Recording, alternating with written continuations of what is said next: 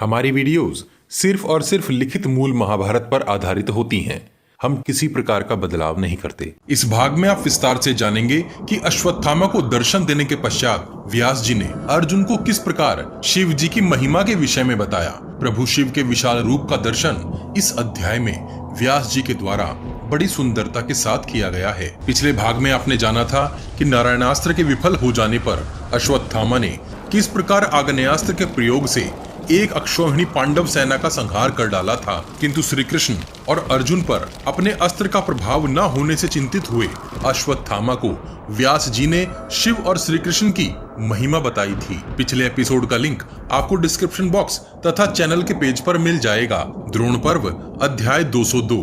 धृतराष्ट्र ने पूछा, हे संजय, धृष्टद्युम्न के द्वारा वीरवर द्रोणाचार्य के मारे जाने पर मेरे और पांडु के पुत्रों ने आगे कौन सा कार्य किया? संजय बोले, हे राजन, धृष्टद्युम्न के द्वारा अतिरथि वीर द्रोणाचार्य के मारे जाने पर जब समस्त कौरव भाग खड़े हुए थे, उस समय अपने को विजय दिलाने वाली एक अत्यंत आश्चर्यमयी घटना कुंतीपुत्र अर्जुन ने अकस्मात वहां आए हुए वेद व्यास जी से कही और उसके संबंध में उनसे इस प्रकार पूछा। अर्जुन बोले, हे महर्षि, जब मैं अपने निर्मल बाणों द्वारा शत्रु सेना का संहार कर रहा था, उस समय मुझे दिखाई दिया कि एक अग्नि के समान तेजस्वी पुरुष मेरे आगे आगे चल रहे हैं। हे महामुने, वे जलता हुआ शूल हाथ में लेकर जिस ओर चलते उसी दिशा में मेरे शत्रु विदीर्ण हो जाते थे। उन्होंने ही मेरे समस्त शत्रुओं को मार भगाया, किंतु लोग समझते हैं कि मैंने ही उन्हें मारा और भगाया है। शत्रुओं की सारी सेनाएं उन्हीं के द्वारा नष्ट की गई, मैं तो केवल उनके पीछे पीछे चल रहा था। हे भगवान, मुझे बताइए, वे महापुरुष कौन थे? मैंने उनके हाथ में एक बलशाली त्रिशूल देखा था। वे सूर्य के समान तेजस्वी प्रतीत होते थे। वे अपने पैरों से पृथ्वी का स्पर्श नहीं करते थे, त्रिशूल को अपने हाथ से अलग कभी नहीं छोड़ते थे। उनके तेज से उस एक ही त्रिशूल से सहस्त्रों नए नए शूल प्रकट होकर शत्रुओं पर गिरते थे। व्यास जी बोले, हे अर्जुन, जो प्रजापतियों में प्रथम तेज स्वरूप, अंतर्यामी और सर्वथा समर्थ हैं, भूलोक, भूवरलोक अर्थात पृथ्वी और सूर्य के बीच का स्थान आदि समस्त भुवन जिनके स्वरूप हैं, जो दिव्य विग्रहारी तथा समस्त लोकों के शासक एवं स्वामी हैं, उन्हीं वरदायक ईश्वर भगवान शंकर का तुमने दर्शन किया है। वे ही संपूर्ण जगत के ईश्वर हैं।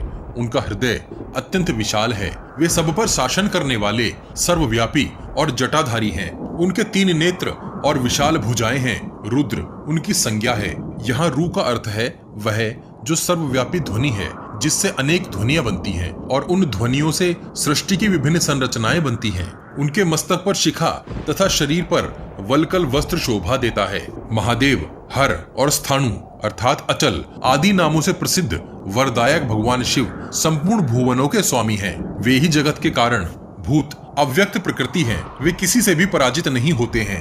जगत को प्रेम और सुख की प्राप्ति उन्हीं से होती है। वे ही इस जगत की मूल उत्पत्ति के स्थान, इस जगत के बीज, विजयशील, आश्रय, संपूर्ण विश्व के आत्मा, विश्व विधाता, विश्व रूप और यशस्वी हैं। वे ही विश्वेश्वर, विश्व नियंता, कर्मों के फलदाता ईश्वर हैं। वे ही सबका कल्याण करने वाले और स्वयंभू हैं। संपूर्ण भूतों के स्वामी तथा भूत, भविष्य और वर्तमान के कारण भी वे ही हैं। वे ही योग और योगेश्वर हैं। वे ही सर्वस्वरूप और संपूर्ण लोक ईश्वरों के भी ईश्वर हैं। संपूर्ण जगत से श्रेष्ठ, श्रेष्ठतम और परम श्रेष्ठी अर्थात सबसे उच्च दिव्य गुरु भी वे ही हैं। तीनों लोकों के एकमात्र सृष्टा अर्थात सृष्टि करने वाला, त्रिलोकी के स्वामी, शुद्ध आत्मा भीम और चंद्रमा का मुकुट धारण करने वाले भी वे ही हैं। वे सनातन देव, इस पृथ्वी को धारण करने वाले तथा संपूर्ण बागीश्वरों के भी ईश्वर हैं। उन्हें जीतना असंभव है। वे जन्म, मृत्यु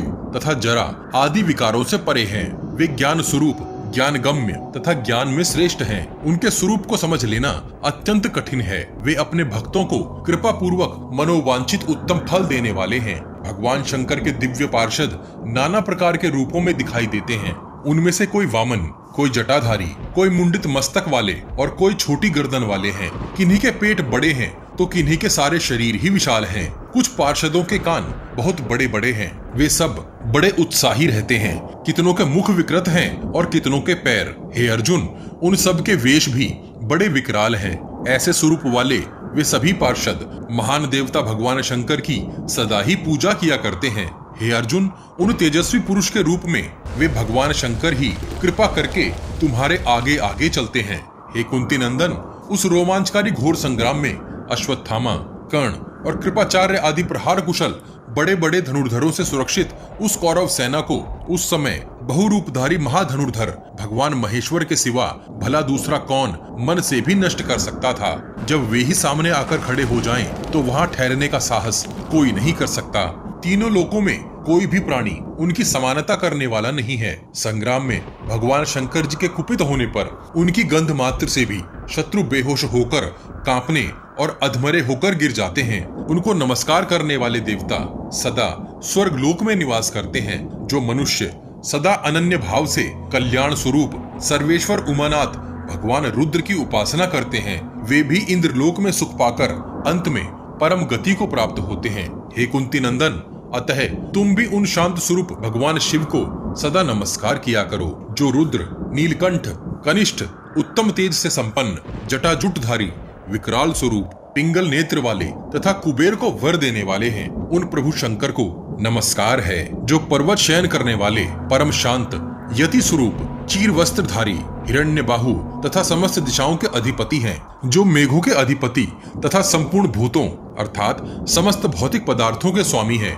उन्हें नमस्कार है। समस्त वृक्षों के पालक और गौओं के अधिपति रूप आपको नमस्कार है, जिनका शरीर वृक्षों से आच्छादित है, जो सेना के अधिपति और शरीर के मध्यवर्ती हैं। यजमान रूप में अपने हाथ में सुरुवा अर्थात जिस लकड़ी से हवन में घी की आहुति दी जाती है धारण करते हैं, जो दिव्य स्वरूप धनुर्धर और भृगुवंशी परशुराम स्वरूप हैं। उनको नमस्कार है, जिनके बहुत से रूप हैं, जिनके सहस्त्रों सर, सहस्त्रों नेत्र, सहस्त्रों भुजाएं और सहस्त्रों पैर हैं। उन भगवान शंकर को नमस्कार है। हे कुंती नंदन, तुम उन्हीं वरदायक त्रिनेत्रधारी, व्यग्रता रहित और अविनाशी भगवान भूतनाथ की शरण में जाओ, जो जटाजुटधारी हैं, जिनका घूमना परम श्रेष्ठ है, जो श्रेष्ठ नाभि से सुशोभित, ध्वजा पर वृष का चिन्ह धारण करने वाले, धर्म को ही उच्चतम मानने वाले तथा धर्म से भी सर्वश्रेष्ठ हैं, जो धर्मात्माओं में उदार, धर्म स्वरूप, वृषभ के समान विशाल नेत्रों वाले, श्रेष्ठ आयुष और श्रेष्ठ बाण से युक्त, धर्म विग्रह तथा धर्म के ईश्वर, उन भगवान की मैं शरण ग्रहण करता हूँ। कोटि कोटि ब्रह्मांडों को धारण करने के कारण, जिनका उदर और शरीर विशाल है, जो व्याघ्र चर्म ओढ़ा करते हैं, जो लोकेश्वर वरदायक, मुंडित मस्तक, ब्राह्मण हितैषी तथा ब्राह्मण के प्रिय हैं, उनके हाथ में त्रिशूल, ढाल, तलवार और पिनाक आदि अस्त्र शोभा पाते हैं, जो वरदायक प्रभु, सुंदर शरीरधारी, तीनों लोकों के स्वामी तथा साक्षात ईश्वर हैं। उन शरणागत वत्सल भगवान शिव की मैं शरण लेता हूँ। कुबेर जिनके सखा हैं, उन देवेश्वर शिव को नमस्कार है। हे प्रभु, आप उत्तम वस्त्र, उत्तम व्रत और उत्तम धनुष धारण करते हैं। आप धनुर्धर देवता को धनुष प्रिय हैं। आप धनवी, धनवंतर, धनुष और धनवाचार्य हैं। आपको नमस्कार है। अनेक रूपधारी शिव को नमस्कार है। बहुत से धनुष धारण करने वाले रुद्रदेव को नमस्कार है। आप स्थाणु रूप हैं, तपस्वी हैं, त्रिपुर नाशक तथा भगनेत्र विनाशक आप भगवान शिव को बारंबार नमस्कार है। नीलकंठ, पिंगल वर्ण और सुनहरे केश वाले भगवान शंकर को नमस्कार है। हे अर्जुन, अब मैं परम बुद्धिमान महादेव जी के जो दिव्य कर्म हैं, उनका अपनी बुद्धि के अनुसार जैसा मैंने सुन रखा है वैसा ही तुम्हारे समक्ष वर्णन करता हूँ। तुम ध्यान से सुनो। यदि वे कुपित हो जाएं, तो देवता, असुर, गंधर्व और राक्षस इस लोक में अथवा पाताल में छिप जाने पर भी चैन से नहीं रह सकते। पूर्व काल की बात है, वे यज्ञ परायण दक्ष पर कुपित हो गए थे। उस समय उन्होंने उनके विधि पूर्वक किए जाने वाले यज्ञ को नष्ट कर दिया था। उन दिनों वे निर्दय हो अपने धनुष द्वारा बाण छोड़कर बड़े जोर जोर से गर्जना करने लगे थे। देवताओं को उस समय कहीं भी सुख और शांति नहीं मिलती थी। महेश्वर के कुपित होने से सहसा यज्ञ में उपद्रव खड़ा हो गया था। हे पार्थ, उनके धनुष की प्रत्यंचा के गंभीर घोष से अत्यंत व्याकुल हो संपूर्ण लोक उनके अधीन हो गए। देवता और असुर सभी धरती पर गिर पड़े। समुद्र के जल में ज्वार आ गया। धरती कांपने लगी। पर्वत टूट टूट कर बिखरने लगे थे। घोर अंधकार से आच्छादित हो जाने के कारण संपूर्ण लोकों में कहीं भी प्रकाश नहीं रह गया था। भगवान शिव ने सूर्य सहित संपूर्ण ज्योतियों की प्रभा नष्ट कर दी। महर्षि भी भयभीत एवं शुद्ध हो उठे। वे संपूर्ण भूतों के तथा अपने लिए भी सुख चाहते हुए पुण्य वाचन आदि शांति कर्म करने लगे। उस समय हंसते हुए से भगवान शंकर ने पूषा पर आक्रमण किया।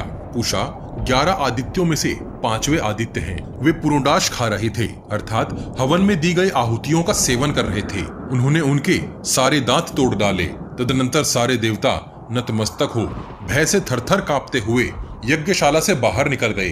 तब भगवान शिव ने देवताओं को लक्ष्य करके तीखे और तेजस्वी बाणों का संधान किया। धूम और चिंगारियों सहित वे बाण बिजली सहित मेघों के समान जान पड़ते थे। तब संपूर्ण देवताओं ने भगवान महेश्वर को कुपित देख उनके चरणों में प्रणाम किया और उन रुद्र के लिए उन्होंने यज्ञ का एक विशिष्ट भाग उन्हें समर्पित किया। संजय बोले, हे राजन, सब देवता भयभीत हो भगवान शंकर की शरण में आए। तब क्रोध शांत होने पर उन्होंने उस यज्ञ को पूर्ण होने दिया। उन दिनों देवता लोग भाग खड़े हुए थे, तभी से आज तक वे सभी देवता उनसे डरते हैं। पूर्व काल की बात है, उस समय परम पराक्रमी 3 असुरों के आकाश में 3 नगर थे। एक लोहे का, दूसरा चांदी का और तीसरा अत्यंत विशाल नगर सोने का बना हुआ था। ये 3 नगर कमलाक्ष, ताराक्ष और विधुनमाली के अधिकार में थे। इंद्र संपूर्ण अस्त्र शस्त्रों का प्रयोग करके भी उन नगरों का भेद न कर सके। तब उनसे पीड़ित हुए संपूर्ण देवता भगवान शंकर की शरण में गए। इंद्र सहित संपूर्ण देवताओं ने भगवान शंकर से कहा, हे प्रभो, ब्रह्मा जी से वरदान पाकर ये त्रिपुर निवासी घोर दैत्य संपूर्ण जगत को अधिकाधिक पीड़ा दे रहे हैं, क्योंकि वरदान प्राप्त होने से उनका घमंड बहुत बढ़ गया है। हे देव देवेश्वर महादेव, आपके सिवा दूसरा कोई उन दैत्यों का वध करने में समर्थ नहीं है, अतः आप ही उन देवद्रोहियों का अंत कीजिए। हे भुवनेश्वर, हे रुद्र, आप जब इन असुरों का विनाश कर डालेंगे, तब से संपूर्ण यज्ञ कर्मों में जो पशु होंगे वे आप रुद्र के भाग समझे जाएंगे।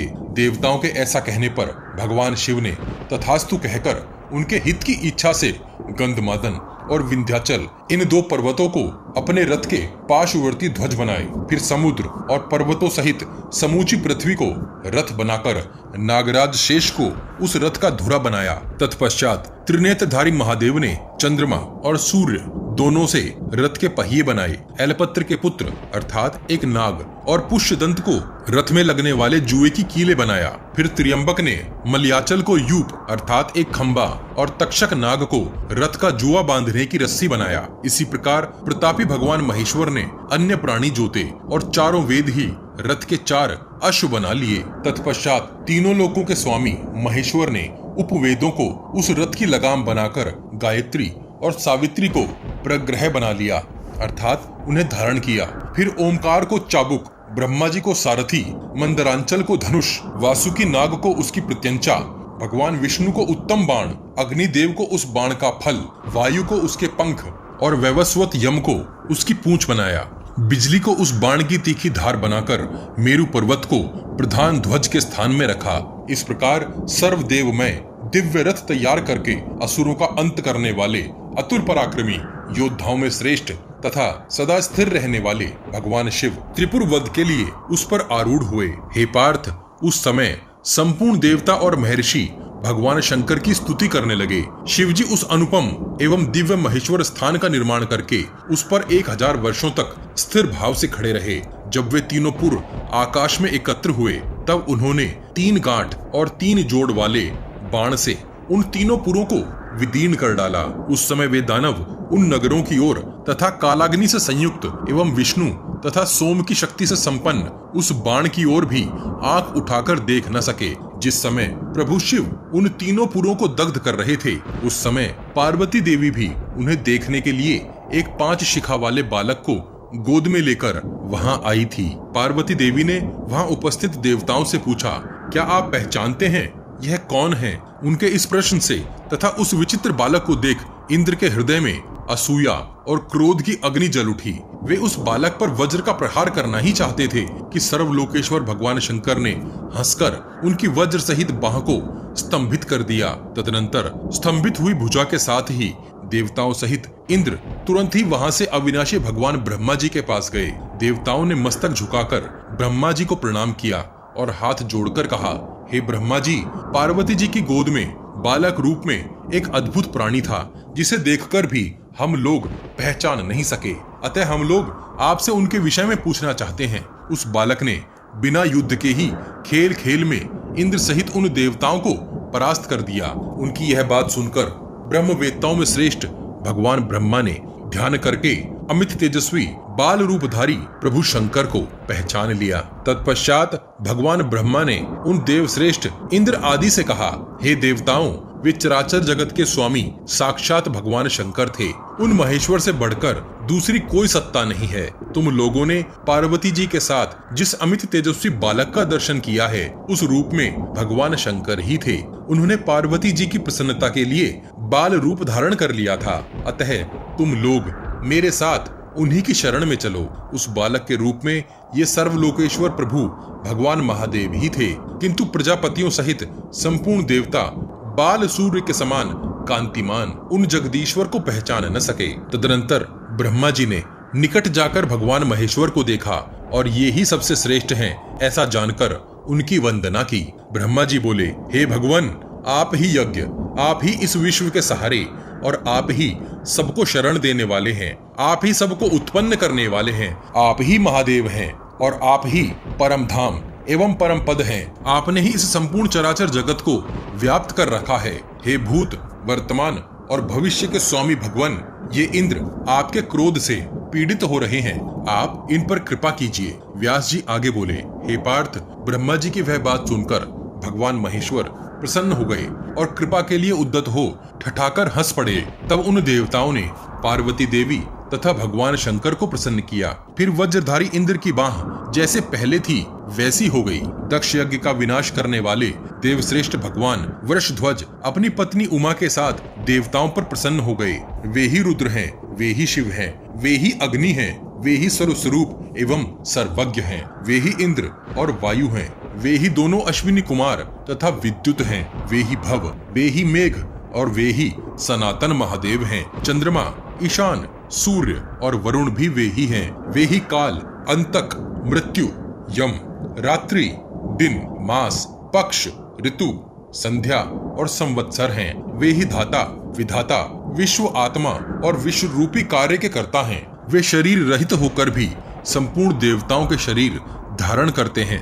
संपूर्ण देवता सदा उनकी स्तुति करते हैं। वे महादेव एक होकर भी अनेक हैं। 100 हजारों और लाखों रूपों में वे ही विराज रहे हैं। वेदज्ञ ब्राह्मण उनके 2 शरीर मानते हैं, एक घोर और दूसरा शिव। ये दोनों पृथक पृथक हैं और उन्हीं से पुनः बहुसंख्यक शरीर प्रकट हो जाते हैं। उनका जो घोर शरीर है वह अग्नि, विष्णु और सूर्य है और उनका जो सौम्य शरीर है वही जल, ग्रह, नक्षत्र और चंद्रमा है। वेद, वेदांग, उपनिषद, पुराण और आध्यात्म शास्त्र के जो सिद्धांत हैं तथा उनमें जो भी परम रहस्य है वह भगवान महेश्वर ही हैं। हे अर्जुन, यह अजन्मे भगवान महादेव का महिमा स्वरूप है। यदि मैं सहस्त्र वर्षों तक लगातार वर्णन करता रहूं तो भी भगवान के समस्त गुणों का पार नहीं पा सकता। जो सब प्रकार की ग्रह बाधाओं से पीड़ित हैं और संपूर्ण पापों में डूबे हुए हैं, वे भी यदि शरण में आ जाएं तो प्रभु शिव अत्यंत प्रसन्न होकर उन्हें पाप और ताप से मुक्त कर देते हैं।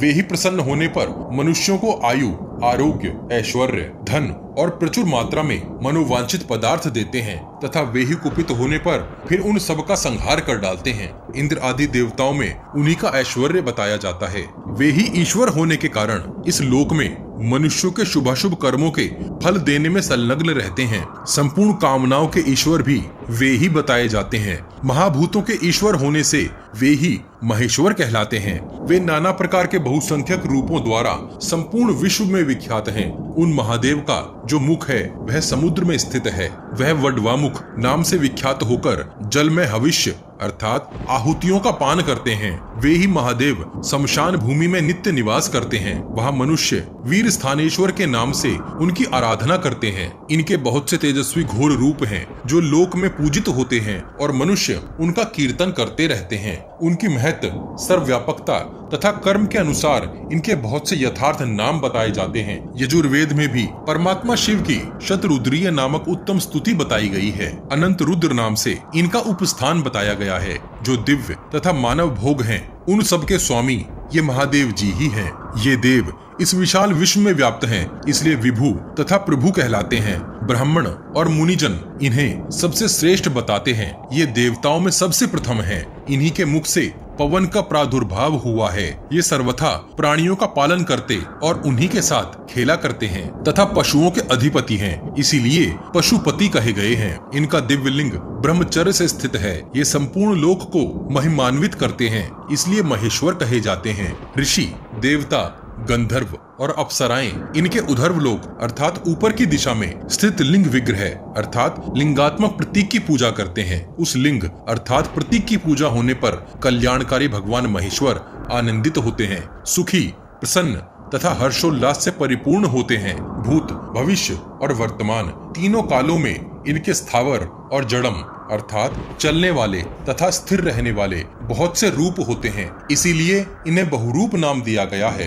यद्यपि इनके सब ओर नेत्र हैं, तथापि उनका एक विलक्षण अग्निमय नेत्र अलग से भी है, जो सदा क्रोध से प्रज्वलित रहता है। वे सब लोकों में समाविष्ट होने के कारण सर्व कहे गए हैं। उनका रूप धूम्रवर्ण अर्थात धुएं के रंग का है, इसीलिए वे धुर्जटी कहलाते हैं। विश्वदेव उन्हीं में प्रतिष्ठित हैं, इसलिए उनका नाम विश्वरूप है। वे आकाश, जल और पृथ्वी इन तीनों अम्बा रूपा तीन देवियों को अपनाते हैं, उनकी रक्षा करते हैं। ये त्र्यंबक कहलाते हैं। ये मनुष्यों का कल्याण चाहते हुए उनके समस्त कर्मों में संपूर्ण पदार्थों की समृद्धि अर्थात सिद्धि करते हैं, इसीलिए शिव कहे गए हैं। उनके सहस्त्र नेत्र हैं अर्थात वे सब ओर से नेत्र में ही हैं अर्थात सब कुछ देखने वाले हैं। भगवान शिव इस महान विश्व का पालन करते हैं, इसीलिए महादेव कहे गए हैं। वे पूर्ण काल से ही महान रूप में स्थित हैं। प्राणियों की उत्पत्ति और स्थिति के वे ही कारण हैं तथा उनका लिंग में शरीर सदा स्थित रहता है,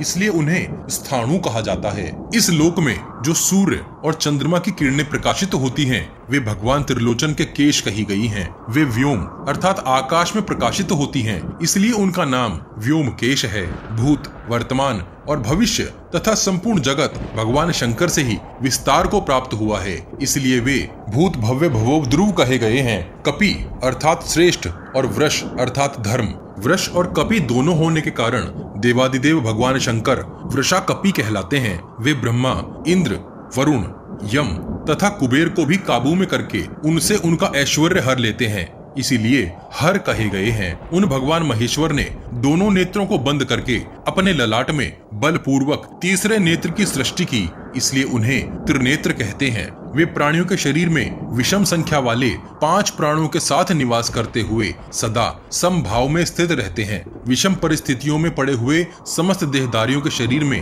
वे ही प्राण वायु और अपान वायु के रूप में विराजमान हैं। जो कोई भी मनुष्य हो उसे महात्मा शिव और आर्च विग्रह अर्थात पूजा करने के लिए प्रभु का भौतिक प्रतीक अर्थात लिंग जो शिव जी का प्रतीक है की पूजा करनी चाहिए। लिंग अथवा प्रतिमा की पूजा करने वाला पुरुष संपत्ति प्राप्त कर लेता है। दोनों जांघों के नीचे का भगवान शिव का आधा शरीर आग्नेय अर्थात घोर है तथा उससे ऊपर का आधा शरीर सोम एवं शिव है अर्थात उनके संपूर्ण शरीर का आधा भाग अग्नि और आधा भाग सोम अर्थात शीतल कहलाता है। उनका जो शिव रूप है वह तेजोमय और परम कांतिमान है। सभी देवताओं में उनका रूप सबसे अधिक ऊर्जावान है।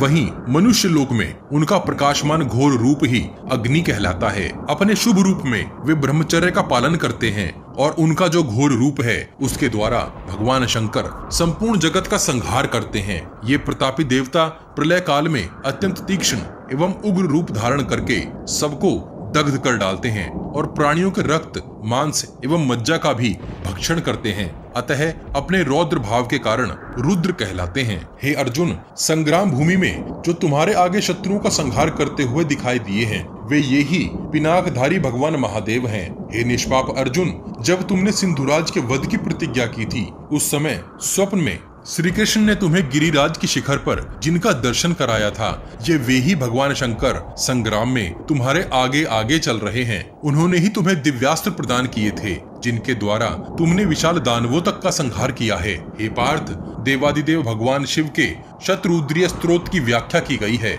यह स्तोत्र वेदों के समान परम पवित्र तथा धन, यश और आयु की वृद्धि करने वाला है। इसके पाठ से संपूर्ण मनोरथों की सिद्धि होती है। यह पवित्र स्तोत्र संपूर्ण किल्बिष अर्थात पापों का नाशक, सब पापों का निवारक तथा सब प्रकार के दुख और भय को दूर करने वाला है। जो मनुष्य भगवान शंकर के ब्रह्मा, विष्णु, महेश और निर्गुण निराकार इन चतुर्विद अर्थात 4 प्रकार के स्वरूप की व्याख्या करने वाले इस स्तोत्र को सुनता है, वह संपूर्ण शत्रुओं को जीतकर रुद्र लोक में प्रतिष्ठित होता है। परमात्मा शिव का यह चरित्र सदा संग्राम में विजय दिलाने वाला है, जो सदा उद्यत रहकर शतरुद्रीय को पढ़ता और सुनता है तथा मनुष्यों में जो कोई भी निरंतर भगवान विश्वेश्वर का भक्ति भाव से भजन करता है, वह उन त्रिलोचन के प्रसन्न होने पर समस्त उत्तम कामनाओं को प्राप्त कर लेता है। हे कुंती नंदन, अब तुम जाओ और युद्ध करो। तुम्हारी पराजय नहीं हो सकती, क्योंकि तुम्हारे मंत्री, रक्षक और पार्श्ववर्ती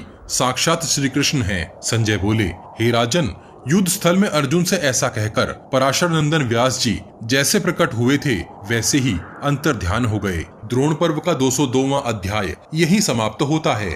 यह इस पर्व का अंतिम अध्याय है और हम भी यहाँ द्रोण पर्व का समापन करते हैं। हम आशा करते हैं कि आपको महाभारत के इस विस्तृत रूप को सुनने में आनंद और ज्ञान की प्राप्ति हुई होगी। द्रोण पर्व के सभी पिछले अध्याय क्रमवार चैनल की प्लेलिस्ट में आपको मिल जाएंगे, जिसे आप जब चाहें तब सुन और समझ सकते हैं। एक सूचना, इंटरनेट और सोशल मीडिया पर महाभारत और उनके चरित्रों को अनाप शनाप तरीके से बहुत ही विकृत करके जनता अर्थात आप सबके सामने परोस दिया जाता है, जिसके कारण अधिकतर लोग बिना सर पैर की बातों को आधा अधूरा जानकर इस महान महाग्रंथ पर विकृत धारणा बना लेते हैं। हम महाभारत का सही रूप आप सब तक पहुंचाने का भरपूर प्रयास कर रहे हैं, जिसके हर भाग को लिखित महाभारत से मिलान किया जा सकता है। सही महाभारत को आप सबके सहयोग से ही आम जनमानस तक पहुंचाया जा सकता है। वीडियो को शेयर अवश्य कीजिए और इस विशाल प्रोजेक्ट को आगे बढ़ाने में हमारी सहायता कीजिए। इस विशाल ग्रंथ महाभारत को शीघ्रता से समेटने के लिए हम ग्राफिक्स के साथ पॉडकास्ट का सहारा भी ले रहे हैं, ताकि आप तक कुछ जल्दी से महाभारत का सही रूप पहुंचाया जा सके। आपको हमारा प्रयास कैसा लग रहा है, कृपया कमेंट बॉक्स में कमेंट करके हमें जरूर बताइए। पिछले सभी भाग आपको हमारे चैनल के पेज पर और इस वीडियो के डिस्क्रिप्शन बॉक्स में भी मिल जाएंगे। हम हर सीरीज की एक प्लेलिस्ट भी बनाते हैं। उम्मीद है आप हमारी वीडियोस अपने उन दोस्तों को शेयर जरूर करते होंगे जो महाभारत का सही रूप समझना और जानना चाहते हैं। आपके हर शेयर से हमारा मनोबल बढ़ता है।